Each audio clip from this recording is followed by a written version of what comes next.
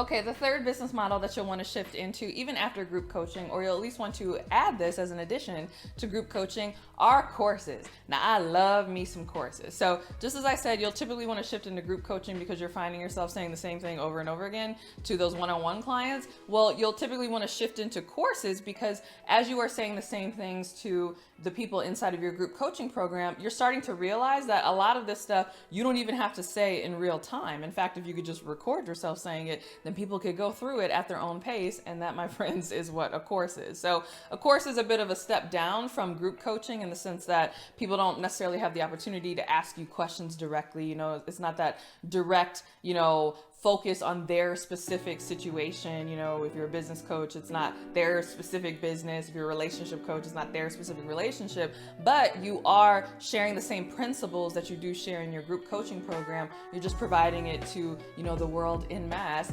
inside of your course. And so I love having both courses and group coaching programs at various levels that talk about, various aspects of the process by which I teach, because it's a great opportunity to have more and more people come through your programs and more people be exposed to your coaching methodology, and you can get even more results for your clients. So my courses, particularly my Consistent Client Crash course, has gotten amazing results for a lot of clients. I have a lot of testimonials from that. People are always like, I can't believe that I was able to, do all this stuff in my business after going through your course. But if you structure your courses properly and you make sure that you are putting your methodology in it the same way that you would with your group coaching, you'd be surprised with the results that you can get a lot of your clients. So if you have not added courses to either supplement or even replace your group coaching, you definitely want to think about that.